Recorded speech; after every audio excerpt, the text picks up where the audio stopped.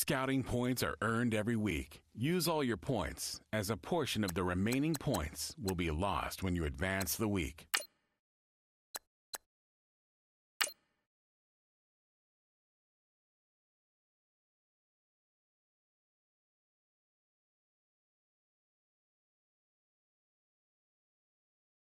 Start your week by installing your game plan.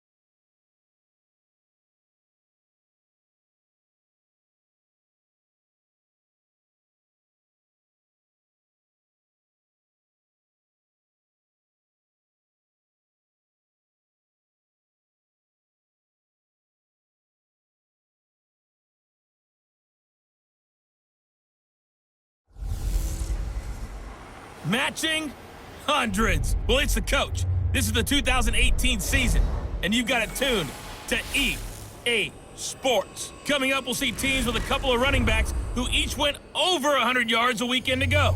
Coming up, we'll see the visiting Atlanta Falcons taking on the Tampa Bay Buccaneers.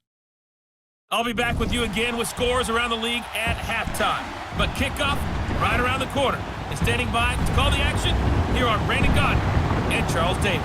Now we're about 5 miles northwest of downtown Tampa at beautiful Raymond James Stadium near Florida's Gulf Coast.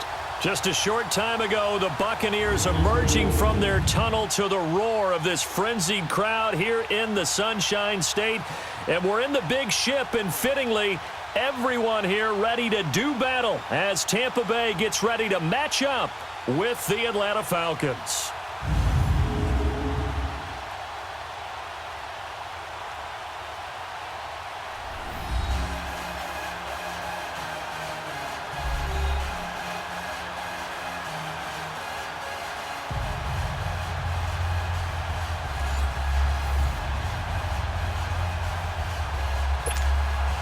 Here we go. The final week of the NFL season. Week 17 is underway. And this will not be returnable. It's out of the back of the end zone for a touchback. So out come the Bucs now for their first drive. They'll be led out by their 6'4" quarterback, the former #1 overall pick in 2015, Jameis Winston. It's week 17, Brandon, and I'm just going to go ahead and say it. He's not going to win the MVP award. But that doesn't mean to me that he shouldn't get strong consideration. I think he's been terrific this year. He has, and I think the highest praise came from the coaching staff, telling us that he's been more vital to our team than any other quarterback in the league. If your coaches are saying that, you feel pretty good. Yeah, I actually heard from an opposing coach earlier this week where he said, look, he's not going to win it, but he should. He's been the best player we played against this season. Now, meanwhile, a pass that should have been intercepted, but it winds up falling incomplete. And we get a glance now at the Buccaneer offense. And Deshaun Jackson is the guy that your eyes naturally gravitate towards because he is a big play waiting to happen. In his career, usually averages about 20 yards a catch. Last season in 2017, closer to 13 yards per catch. Look for him to be recommitted to getting back downfield and catching the long ball.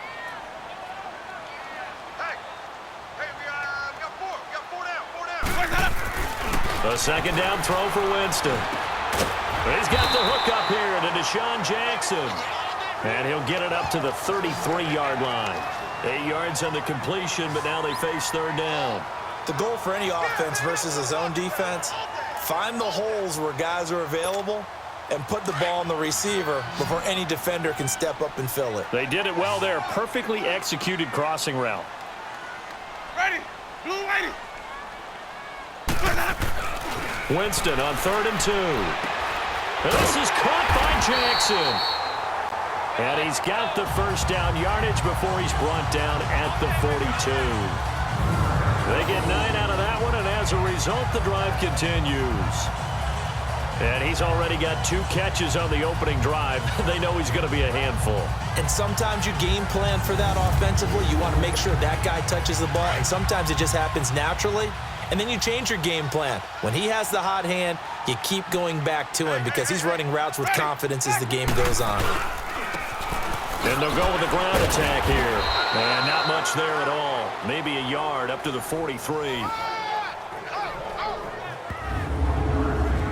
The starting defense for the Falcons. Deion Jones, their middle linebacker, doesn't have the size that a lot of people are looking for at that position, but his speed overwhelms you. Maybe the best coverage linebacker in the NFL, kind of sealed that reputation with a big-time interception in New Orleans late in the season in 2017.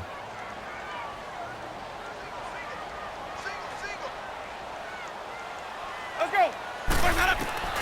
Now Jameis on second down. Now he'll dump it underneath to his running back, complete. And he'll be brought down at the 48-yard line. It'll be a gain of 8 yards, and that's going to make it 3rd down and less than a yard. And this is a guy who last week not only helped his real team, but really helped a lot of fantasy teams. 3 trips to pay dirt. They've got to contain him. And watching him play is like going to lunch with you when you order that combo plate, right? In this case, his combo plate is he can go over the top of you and catch it in front, turn it into a big gain, run past you, and then uses his size and his physical abilities to keep you away from the football. Hard to defend this guy. Reigning NFC Offensive Player of the Week. Ready. And a first carry here for Charles Sims. Trying to barrel up in there, but I don't think he got it. Call it no gain that time, and they're going to be left looking up at a 4th and 1.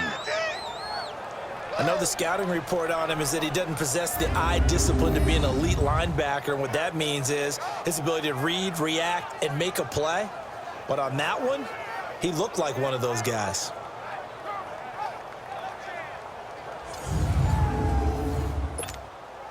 On 4th down, here's Brian Anger now to kick this one away. He was only asked to punt once in the victory last week as he sends this one away. Well, pretty woeful there. Just 23 yards on the punt. And the Falcons will be taking over 1st and 10. So here come the Falcons now to get the football for the first time. They'll have Matt Ryan calling the shots, the former MVP and 3rd overall pick. It's week 17, Brandon, and I'm just going to go ahead and say it. He's not going to win the MVP award. But that doesn't mean to me that he shouldn't get strong consideration. I think he's been terrific this year. He has, and I think the highest praise came from the coaching staff, telling us that he's been more vital to our team than any other quarterback in the league. If your coaches are saying that, you feel pretty good. Yeah, I actually heard from an opposing coach earlier this week where he said, look, he's not going to win it, but he should. He's been the best player we played against this season. It was Mitch Unrein that made the tackle. And here are the Falcon offensive starters. 4 straight seasons of 1,000 yards for Julio Jones as wide receiver. One of the strongest receivers in the league. Runs over defensive backs, but also thinks his way through the game. Really knows how to collaborate with his quarterback, Matt Ryan.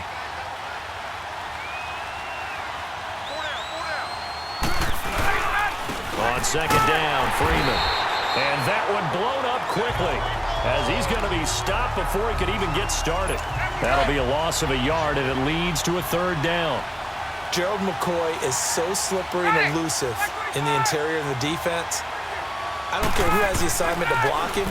It usually ends up having to take. Now the pressure comes, and he goes down. Just inside the 10, back at the 9. Jason Pierre-Paul with sack number 23 on the year, breaking Michael Strahan's mark of 22 and a half. And they're picking up right where they left off with the shutout that they pitched last week. A huge part of that, this pass rush. They know how to get after people. Offensively, good luck finding some answers right now. On 4th down, here's Matt Bosher on the punt. Back deep for the Bucs, Deshaun Jackson.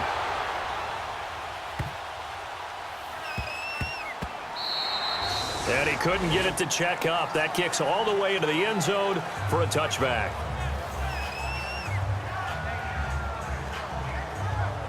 With the Bucs offense making their way back out on the field, let's take a look at the playoff picture, Charles, coming into the weekend in the NFC. And these guys locked into that #1 seed. That's been a foregone conclusion for a while now. The question on everyone's mind, Can they finish the regular season a perfect 16-0?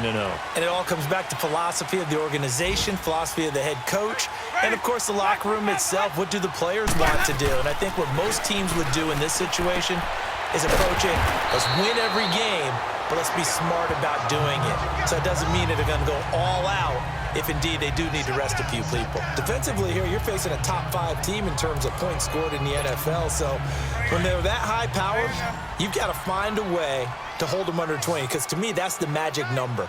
20 points scored gives yourself you give yourself your best chance to win. So if they're up around 24, 28, 30, they could be in some trouble. And I think so, because then you turn it into a shootout, and that means your offense has to keep pace. Throwing again on 2nd down, but this time it's incomplete. And this pass defense, they were sensational in the win last week, and they're looking good here so far in this first quarter. You know, we often talk about how offenses get locked in, and that runs over multiple games where they're really, in that zone.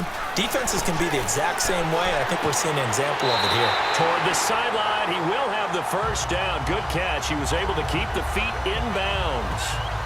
First catch there for Evans, good enough for a first down. We've seen quite a bit of the short passing game here early on first quarter, haven't we? We have, and I think it works a couple of ways for this team because, number one, you throw the short game until they stop it. And if they're not going to stop it, you keep throwing it, and occasionally you'll break a tackle and turn it into a bigger game. Also, if they start to creep up, start to pressure receivers, now you go over the top, take it deep, and now you get some of those big shots downfield. It's a gain of 6 on the play, and that'll bring up 2nd down. So many times you hear today's NFL described as a space game. Get your best players into space with the football in their hands. That's why sometimes you just swing it out to your runner, get him out in the flat, and let him have a chance to make people miss an open field.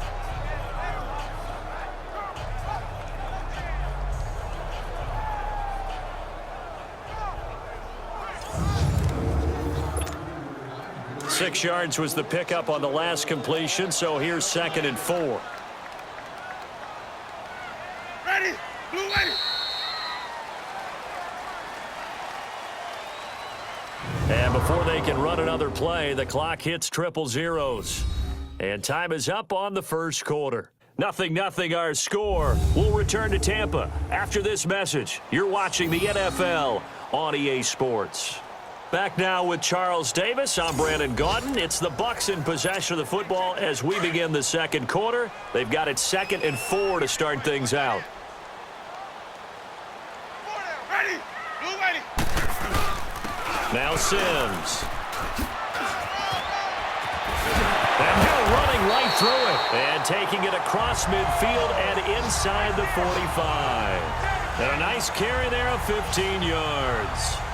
Another good run there for a guy who, remember, on Wednesday was named NFC Offensive Player of the Week for what he did a week ago. Yeah, and it takes some solid runs and some extra special ones in order to win that type of an award. I think he's locked in and wants to get it done a second time. Winston now. And break. The tight end's got it. And he'll get it inside the 40 to the 39. 5 yards on the catch there. Brings up 2nd down.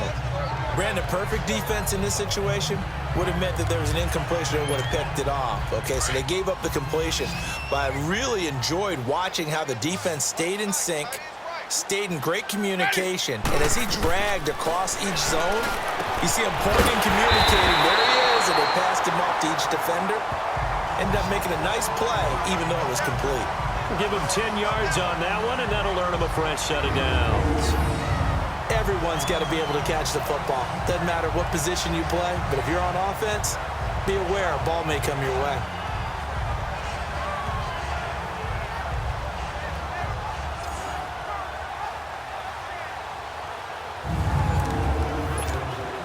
Jameis now hitting on 80% of his passes in the early going. 8 of 10. It's first down. And they'll go on the ground. And inside the 20 before he's brought down. Back-to-back nice plays. 12 yards that time and a first down. Some big plays in the passing game on this drive. And here's one out of the running game. So the passing game loosening things up. Now there's room to roam.